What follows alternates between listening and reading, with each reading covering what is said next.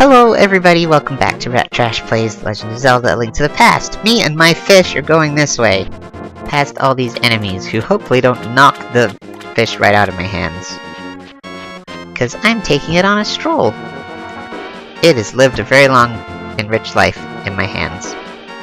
Maybe this is the reason I don't like fighting bad guys. Oh no, my fish! Come back! Because they knock the fish out of your hands. I just want to sneak past them and that's that. Give me my fish! Give me- thank you! Never thought I'd be yelling, "Give me my fish!" really angrily at someone, but that is where the lands of gaming takes you. Excuse me guys! No! No! Go away! Wow, this fish is having a bad day. Way worse than me. Come here, buddy. Thank you. I would take you everywhere with me, fish. You're my friend. We're going on this quest together. I'm gonna introduce you to Zelda.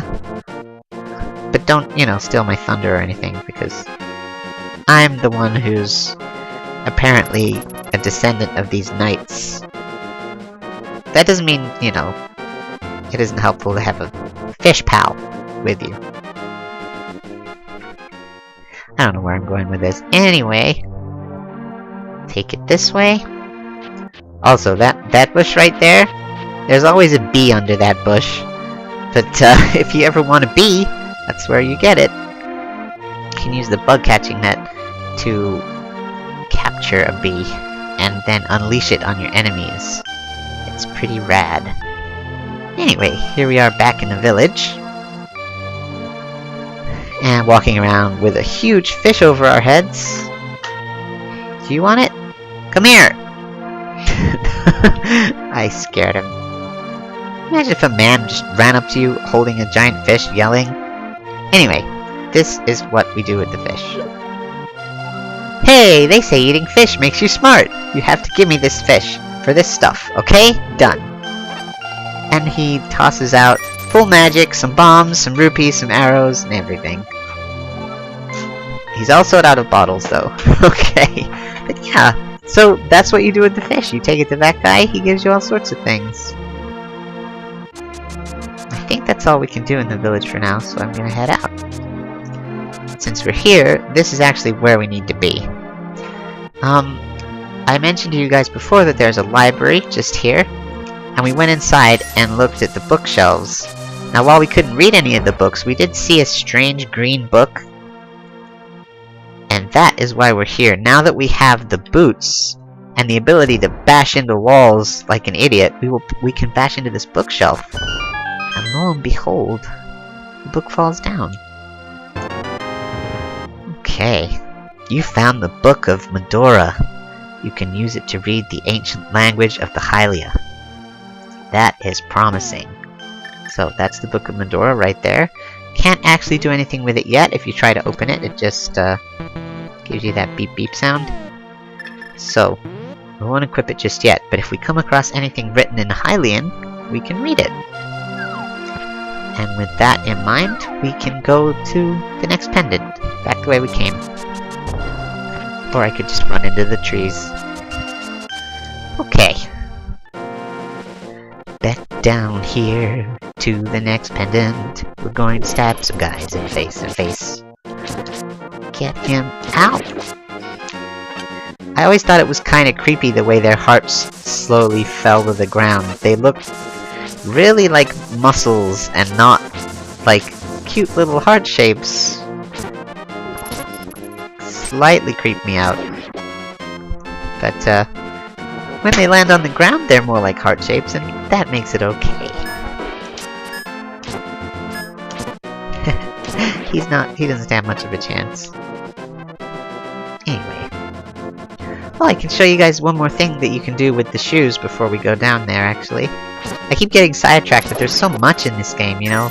Legend of Zelda is notorious for its side quests, but, and little things to discover. And there's just as many in this one. So right up here we have this strange pile of sort of stones. You can't lift it, or push it, or move it. But this is something that you can use the running shoes for. So you run right into it, and you uncover a staircase. Now when you go down here, you get this small fairy fountain with small fairies in it. And it's just really useful because it's right by your house, which is one of the save points in the game. So you can either continue from your house or from the sanctuary, I think. It's also near a warp point, which you'll discover later. So that tends to be the spot where I go for all my small fairies when I need them. Yeah, it's really useful. Excuse me. Rattling his armor. It's really cross. I have so many rupees now, I don't know what to spend them on. I'm sure I need them for something. You know, when I was a kid, I used to stay around this area for ages and cut every single square of grass just in case there was something hidden in here. And it's really addictive, actually, the little swishy sound. I don't know, a lot of Zelda players, I think, spend a long time cutting grass. I actually heard that there was a grass-cutting game coming out soon.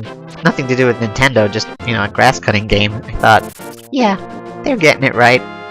The Desert of Mystery, okay. That's where we're going. Desert of Mystery it is. Doesn't look very deserty just yet.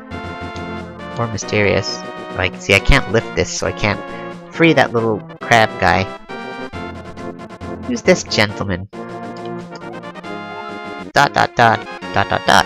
Many dot dot dots. Okay, what's the sign say? Pay no attention to the average middle-aged man standing by this sign. Leave him alone. Oh. Okay. As much as I would like to obey what the sign says, I kind of want to show you guys everything, so, let's just take the sign. Whoop. And he's following us. Staring blankly at us. Yeah. I kinda want the Kill Bill sound effect for this part. Okay. Well, we'll just, okay, you can have it back. Oh! Why did you take my sign? It's as plain as day just to leave me alone. Jeesh! And he stalks you until you leave the screen. You can't enter with something following you. Okay, so this guy keeps you out of this cave. There's just a fairy in there anyway, which we don't really need her right now, so we're just gonna go on to the next screen. And then he stops falling, because he's not coming into the desert. Where the vultures are. And this ominous looking artwork, I guess you could call it, or art of nature on the ground here. Now these little, bumps in the sand are bombs, so they're basically landmines. I'll go over one to show you. Yeah, they explode when you walk over them. We've got all these skulls here, making kind of a path upwards. So we're gonna follow them up. And that's what the sign on the floor was referring to, these guys. They're not so bad, but they do kind of sneak up on you. Okay, we'll head up here. So in the Desert of Mystery, there is yet another mysterious cave. And lo and behold, inside we have a mysterious man. Now, he looks exactly like the Elder, but I don't know if he's supposed to be the Elder and he moved, or if he's just a man, or if he's a relative of the Elder. I have no idea, because a lot of the sprites look similar, so I figured it's just another old man sprite. And it's nothing to do with the Elder at all. But anyway, let's talk to him. Aha! It is the Book of Medora. With it you can read the language of the Hylia people. Yeah, he saw my book. So if you come here without the book and talk to him, he'll probably say that that's what you need to do. Go get the book out of the library. So that's how you figure that one out. Down here, now you just probably saw me select my bombs. There is a bombable wall, so we're gonna go ahead and blow that one up. And we head on down. We get ourselves a treasure box containing yet another heart piece. So that's the first new one I think of. A new set of 4. Thank you very much, mister. You just stay here and let me do all the hard work, because you're tired. You don't have a bed or anything, but you know, you could have a nap on the floor or something. Probably a little cold. Then again, we are in the desert, so do it in the daytime. Okay. Yeah, just walk right into a cactus. I am so smart. Kinda figured since I was green and they were green, they might let me off the hook, but no. I don't want to hug. Did he just... How did he do that? He just phased up that ledge. You are talented. All their movement is in their shoulders. They could be dancers. Could be backing dancers. Okay, so this looks interesting. So we've got here staircase, but with these statues obscuring the way. And a little tome here that has some strange text on it.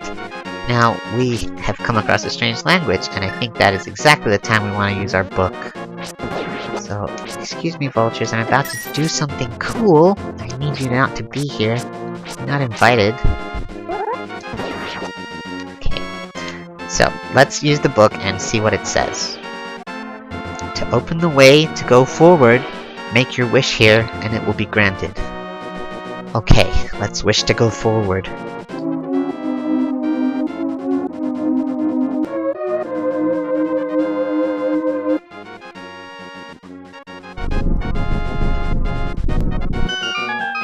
Oh, yes. But now we can't go back! All wishes have a consequence. Okay, we're trapped. That's okay. I'm not scared of going— oh god, into a big tongue, ominous mouth thing. I'm a little scared. No, it's okay. It's okay, we'll be fine. We'll be just fine. We'll be fine. All these levers coming towards us, but it's fine. Not scary at all. They look like tropical plants. Okay, we got a heart, that's good. I'm a little less scared now that we have a heart. So when you head up here— you get hit by lasers. These eyeball things that shoot lasers at you. Not very friendly. If you kind of follow them around, you usually avoid getting hit by lasers and things. Let's have our boomerang back on. It's my favorite weapon to keep equipped. If you go near these things, they kind of suck you into their little vortex there. So it's good to avoid that. And we'll go up here. And touch this floor tile. That wall tile. Trash, it is I! Sahasrashvala! You must never fail to find all the treasures in each dungeon. That's what he says, but you know what? I don't know about that. That's how we get that key there. These running shoes really are nifty. Okay. So, he says that you mustn't fail to get every treasure, and I guess that's true, but a lot of the time I do find myself neglecting the dungeon map and the compass. So maybe I should make an effort to get those. So I'm gonna leave this episode off right here. And when we come back, we will continue with this palace. So I'll see you guys next time. Thanks for watching!